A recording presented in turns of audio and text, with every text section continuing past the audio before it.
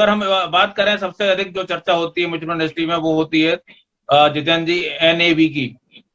तो एनएवी अगर आप हम समझाएं, क्योंकि सबसे ज्यादा जो है ना जो वास्ता पड़ता है ग्राहकों का वो आप लोगों से ही पड़ता है, डिस्ट्रीब्यूटर से ही, और डिस्ट्रीब्यूटर का ही जो है ना वो जितनी भी कह सकते हैं कि जान खाते हैं या परेशान करते हैं, वो आप लोगों को ही करते हैं कि भाई बताओ ये क्या चीज है, क्योंकि पंकज जी तो दूर बैठे अपना आप लोगों को थमा देते हैं कि भाई संभालो मोर्चा। तो एनएवी क्या है, और एनएवी को जो है ना क्या है रोज चेंज होती है, और रोज चेंज होती है तो क्या रोज उसमें आपका एक्सपेंस रेशियो का जो है ना रोज गड़बड़ होती है, किस तरह से चलता है सर? नमस्कार स्वतंत्र जी, नमस्कार पंकज जी। एक्चुअली एनएवी को समझने के लिए हमारे को तीन इसके कंसेप्ट है, उनको देखना पड़ेगा। एक तो एनएवी मतलब नेट एसेट वैल्यू, दूसरा एयूएम असेट अंडर मैनेजमेंट, और तीसरा यूनिट। तो एक्चुअली क्या है कि जब भी कोई म्यूचुअल फंड स्कीम लॉन्च होती है तो वो लॉन्च होती है 10 रुपए की एनएवी पे। 10 रुपए एनएवी पे लॉन्च होती है, और उस म्यूचुअल फंड ने मान लो 500 करोड़ का कलेक्शन किया।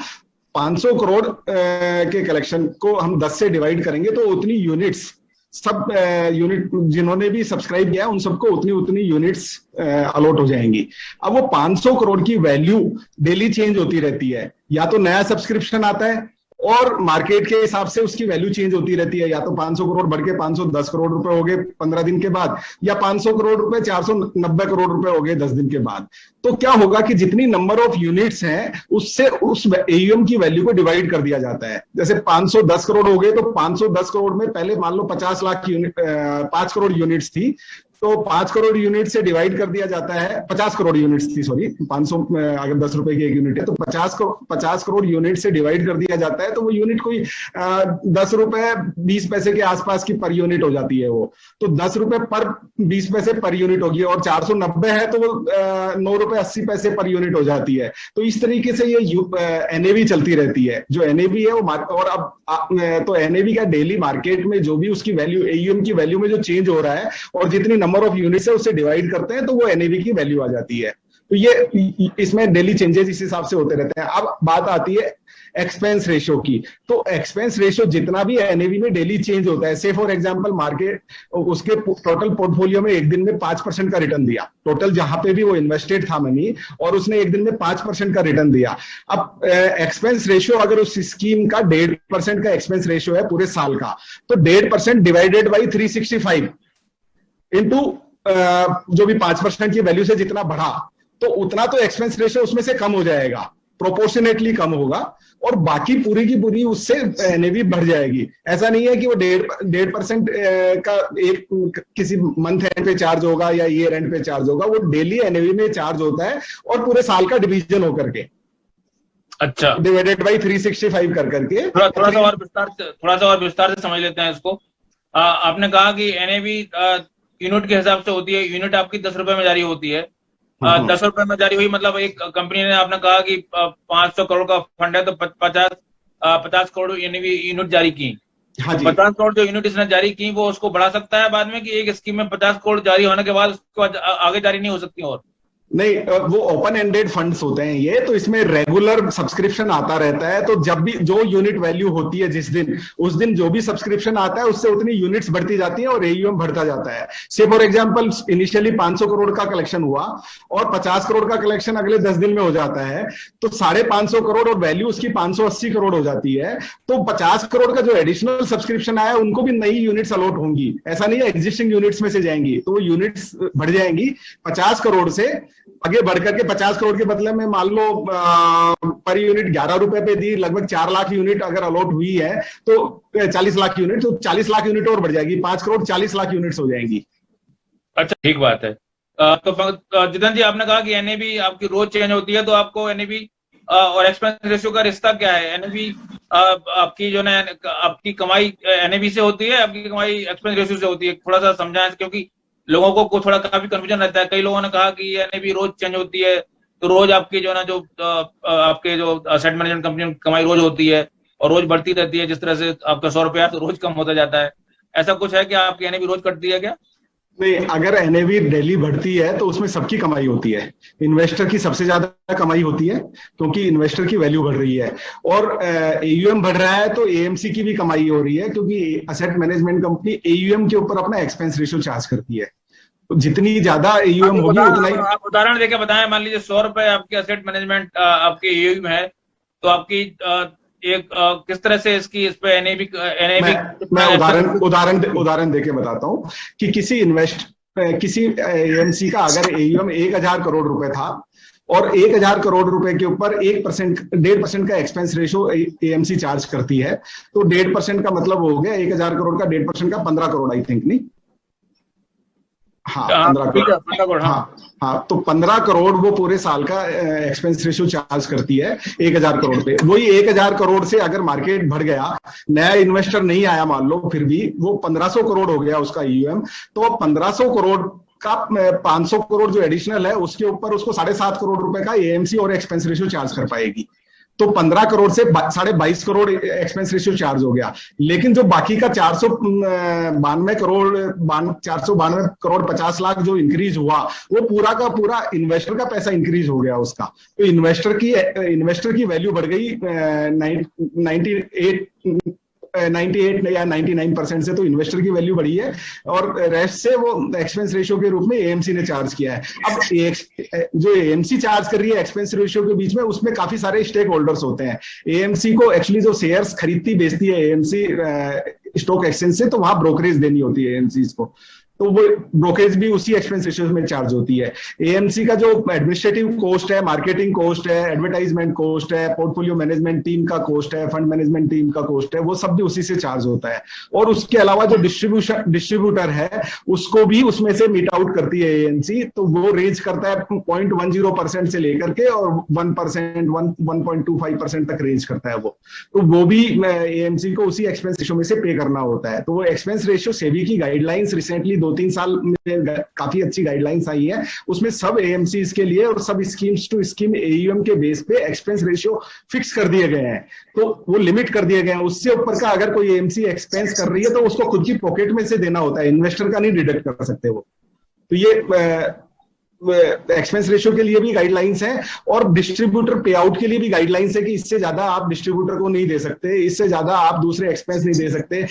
इवन जो इनके फंड मैनेजमेंट टीम है उनके भी रेमुनरेशन से रिलेटेड गाइडलाइंस हैं कि आपको क्या रेमुनरेशन देना है। और वो जो भी अभी रिसेंटली एक गाइडलाइन बहुत अच्छी आई है कि फंड मैनेजर्स, जो चीफ फंड मैनेजर्स होते हैं, उनको जो स्टॉक वो अपने पोर्टफोलियो में ले रहे हैं तो उनको रेमुनरेशन में भी वो यूनिट्स अलॉट करी जाए, उस स्कीम्स की यूनिट्स अलॉट करी जाए, या उनको भी पार्टिसिपेट करना चाहिए उन म्यूचुअल स्कीम्स में, जिससे उनका इंटरेस्ट हो कि वही वो जो खुद के लिए रेमुनरेशन में जो उनको मिल रहा है वही इन्वेस्टर को दे रहे हैं।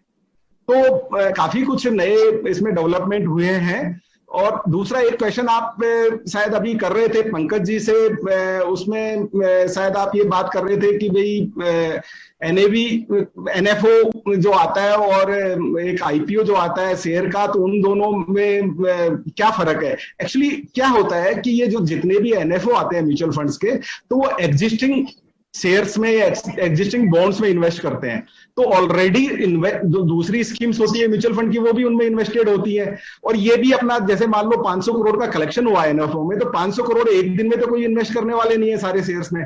धीरे धीरे उसका पोर्टफोलियो बिल्डअप होता है, 2-3-4 महीने में जाकर के वो पूरा पैसा इन्वेस्ट कर पाते हैं।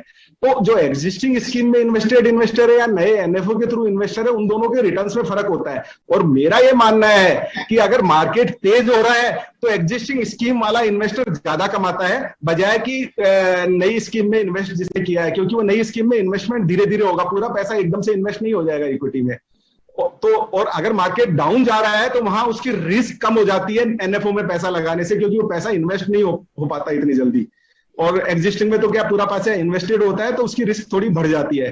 तो ये एक रिस्क हम लोग NFO में इन्वेस्टर्स का पैसा इसलिए भी लगाते हैं जब मार्केट पीक पे होता है, तेज होता है, कि थोड़ा सा टाइम मिल जाएगा पैसा इन्वेस्ट करने के लिए, तो मार्केट जो तेज हो रहा है उसका फायदा मिल जाएगा। क्योंकि मार्केट जैसे जैसे करेक्ट होगा तो फंड मैनेजर वो पैसा लगाता जाएगा, तो उसका फायदा मिलेगा, तो ऑटोमेटिकली वो हेज हो जाएगा एक तरह से पैसा, ये मान लीजिए आप उसको। तो इसको इस टूल की तरीके से भी देखा जा सकता है। लेकिन अगर इक्विटी वाली फंड नहीं है और वो NFO जो ना अगर डेट वाला है या फिर किसी और सेक्टोरल वाला है, तो उसमें उसमें भी वही यही देखो बात। सेक्टरोल में तो कोई फर्क नहीं होता, क्योंकि सेक्टरोल भी सारे इक्विटी ही होते हैं। लेकिन अगर वो डेट का फंड होता है तो डेट का फंड लाने से पहले ही फंड मैनेजर कौन से उसको डेट इंस्ट्रूमेंट्स या कौन से बॉन्ड्स और कहाँ पैसा लगाना है वो पहले से ही आइडेंटिफाई करके रखता है। तो डेट के फंड का पैसा इन्वेस्ट करने में उसको ज्यादा टाइम नहीं लगता, क्योंकि उसको क्या है कि एक तरह से डेट का एनएफओ लाने से पहले इन्वेस्टर को बताना होता है कि वो पैसा वो कहाँ इन्वेस्ट कर रहा है और उसकी क्या अप्रोक्सीमेटली यील्ड आने वाली है उसको, और क्या मैच्योरिटीज होंगी उसकी। तो मेरे हिसाब से 3 से 5 दिन में पूरा पैसा इन्वेस्ट हो जाता है। तो वहां इतना बड़ा टाइम पीरियड नहीं मिलता है फंड मैनेजर को इन्वेस्ट करने के लिए। ओके, ठीक है। तो एनएबी आपको कहना है कि, लेकिन जब आपने कहा कि जो है ना, जैसे 15 करोड़ 22 करोड़ का उदाहरण दिया आपने, लेकिन मुझे लगता है कि जो है ना इतना मतलब अराउंड अमाउंट में नहीं होता होगा ये, जो लगभग, क्योंकि रोज अगर वो रोज कट रहा है 365 दिन के हिसाब से, तो वो काफी कुछ इसमें मतलब डिफरेंट किस्म का होता होगा। ऐसा नहीं है कि इसे राउंड फिगर में आता होगा। नहीं, कोई डिफरेंस किस्म का नहीं होता। ये बिल्कुल फिक्स फॉर्मूला होता है, कंप्यूटराइज फिक्स फॉर्मूला होता है कि क्या एक्सपेंस रेशियो अलाउड है और क्या एनएवी है। चाहे उस दिन एनएवी डाउन हो रही हो और चाहे बढ़ रही हो, एक्सपेंस रेशियो तो डिडक्ट होगा ही, और वो फिक्स फॉर्मेट से डिडक्ट होगा, मैकेनिकल टर्म में डिडक्ट होगा। किसी को कोई पावर नहीं है कि उसको कम ज्यादा कर दे, क्योंकि वो हाँ मतलब रेगुलरली डेली बेसिस पे वो डिडक्ट होना जरूरी है वर्किंग डेज में। नॉन वर्किंग डेज में तो कोई एनएवी में चेंज होता नहीं है। अच्छा, आपका मतलब है कि आपका मान लीजिए 1000 करोड़, तो 1000 करोड़ के बाद आपका 1.6% उसके बाद डिवाइड बाय 365 यही होगा।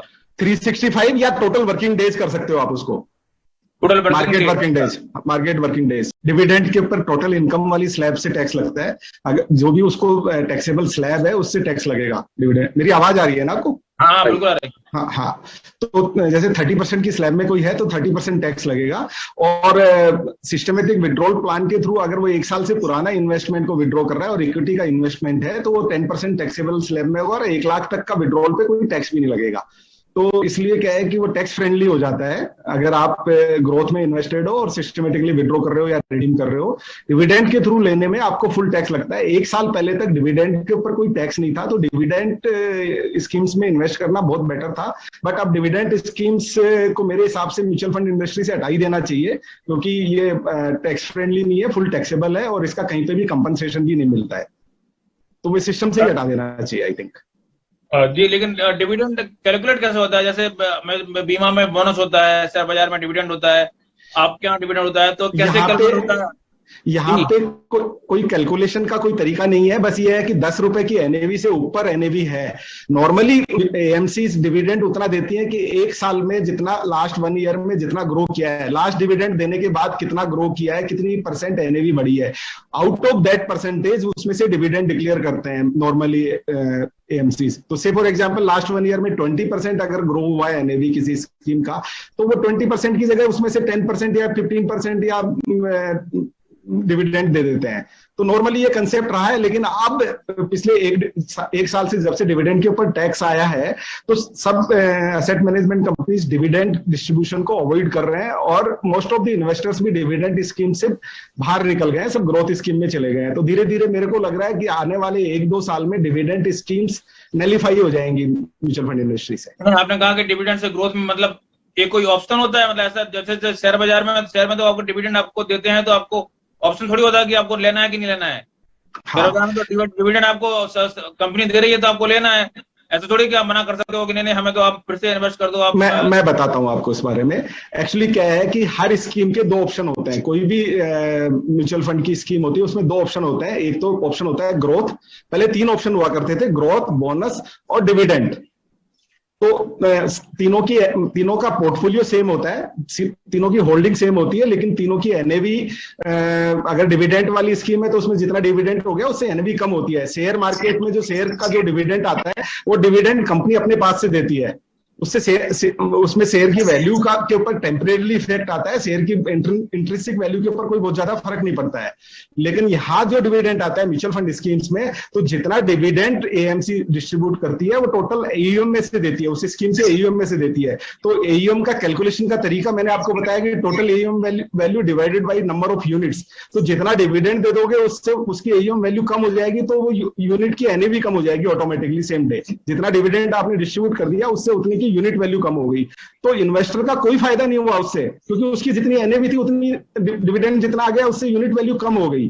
तो इन्वेस्टर को डिविडेंड, मतलब ये बहुत ज्यादा इन्वेस्टर्स को लगता है कि जो डिविडेंड हमारे अकाउंट में आ रहा है वो हमारे लिए फायदा हो रहा है, वो उनके लिए कोई फायदा नहीं हो रहा है। उससे उसकी एनएवी कम हो रही है, उतनी एग्जैक्टली उतने अमाउंट से एनएवी कम हो रही है, और अब उसके ऊपर टैक्स लगना और शुरू हो गया है, तो एक तरह से उनको लॉस और हो रहा है डिविडेंड आने से।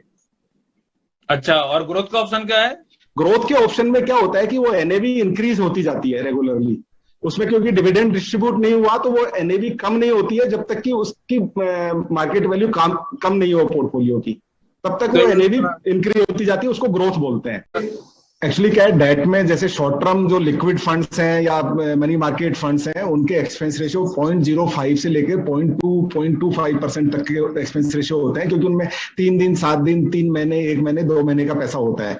और डेट के ही 1 साल, 2 साल, 3 साल, 5 साल वाली जो स्कीम्स हैं डेट की, जो लॉन्ग टर्म डेट की स्कीम्स होती है, उनके एक्सपेंस रेशियो 1% से लेके 1.5, 1.8 तक के एक्सपेंस रेशियो होते हैं, क्योंकि वो लॉन्ग टर्म फंड्स होते हैं। ऐसे ही इक्विटी भी लॉन्ग टर्म ही माना जाता है, 3-5 साल के लिए इक्विटी का इन्वेस्टमेंट होता है, तो इक्विटी के भी एक्सपेंस रेशियो 1% से 2.25% तक के बीच में रेंज करते हैं।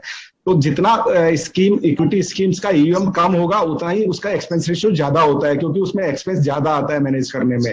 एयूएम कम होता है बट उसमें टीम और वो सारी वर्किंग पूरी वैसे की वैसी होती है, तो वो एक्सपेंस रेशियो उस हिसाब से डिफाइन करे हुए हैं सेबी ने कि आप मैक्सिमम इतना एक्सपेंस चार्ज कर सकते हो, जितनी बड़ी स्कीम होगी उसका एक्सपेंस रेशियो उतना कम होगा। किरण जी, संक्षेप में आप किन शब्दों की ओर कहेंगे कि इन कॉन्सेप्ट को जरूर ध्यान रखें? सबसे बड़ा कंसेप्ट है एसआईपी, सिस्टमेटिक इन्वेस्टमेंट प्लान। और ये जो हमारी पॉपुलेशन है, मेरा ये मानना है हर आदमी को जो उसका जितनी अर्निंग है उस अर्निंग का 30-40% खर्चे जो अपने household expenditure meet out करने के बाद जो सेव करता है उसका 30-40% मंथली एसआईपी कर देना चाहिए। और मैंने पहले भी आपको कई बार बोला है कि 10 साल के बाद वो आराम से रिटायर हो सकते हैं अगर 10 साल तक उन्होंने अपनी अर्निंग सेविंग्स का 30-40% एसआईपी किया है फैमिली के सब मेंबर्स के नाम से। तो इससे बढ़िया कोई ऑल्टरनेटिव नहीं है इन्वेस्टमेंट करने का।